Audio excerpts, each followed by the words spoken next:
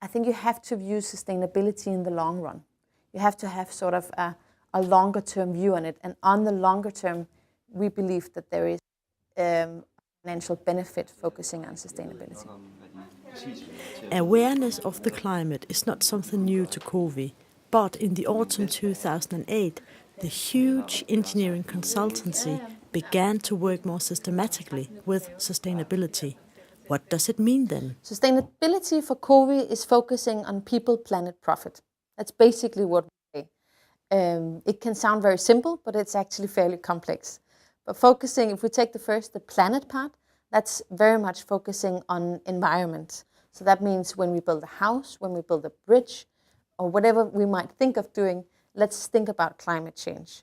We see also as a consequence of the climate change that there will be too much water in the places where you don't want it, and there will be too little water in the places where you actually want it. And then we take the people side. And for us, people means that we have to treat all our stakeholders with respect and dignity. And that means obviously the people that work for us, which means that we are very focused on diversity, equal opportunities here in COWI, personal development. But it's also for the people that work for us in our projects there to make sure that the labor standards are of a certain level and fairly high. And the last part, the profit side, means that we have to make a living also in the long term. So we have to think holistic. But for our industry, the profit side is also earning the money that we earn in an ethical way. Meaning that for us, anti-corruption is very high on our agenda, and we have a major program to ensure that everyone in the organization knows what our stand is on anti-corruption. So the 3 Ps, people, planet, and profit, is really how we define sustainability. So how do COWI implement sustainability in a major organization housing 6,000 employees spread all over the world? Basically what we do is focusing both from the top and from the bottom. So we have laid down sort of a sustainability platform defining sort of overall parameters on what we want to do and what we expect from our business and what we expect from our support units. But then we also try to sort of let people from the bottom come in with suggestions and ideas in order to anchor this around the world, because it's difficult being in a headquarter telling everyone what to do. I think you need to sort of get people's engagement from the regions, so they have a very big say in how they want to implement and how they want to work with sustainability in the regions. And then once again, it will be a process, because we see that some regions are much more keen on focusing on it than other regions. And obviously, they will be front runners. So it will not come at the same time, it will come sort of in a phased approach.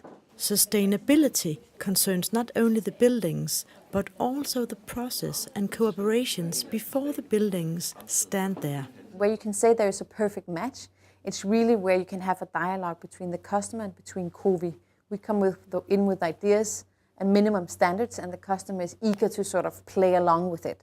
If it's only us, as the consultant saying, these are the minimum standards, you have to do it this way, it becomes more one-sided. I think it's really good. You have much more creativity and innovation when you bring more partners to the table, and that's really where we can see some fantastic projects coming out of it.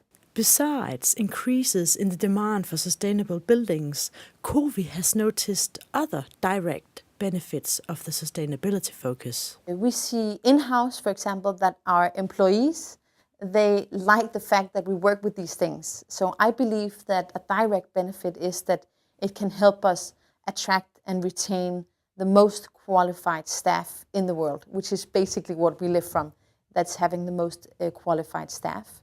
Another direct benefit is that it can hopefully give us some economic savings by, for example, making a green account, continuously looking at our processes and making them more energy efficient, for example. Well, that will save us some money on the short term.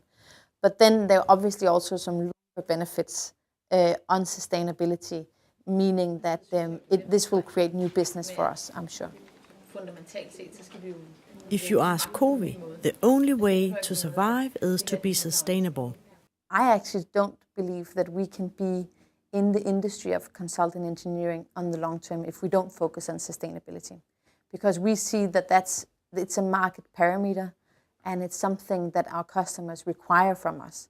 And obviously we also see the legislation moving only in one direction, becoming more and more focused on environmental issues and so forth.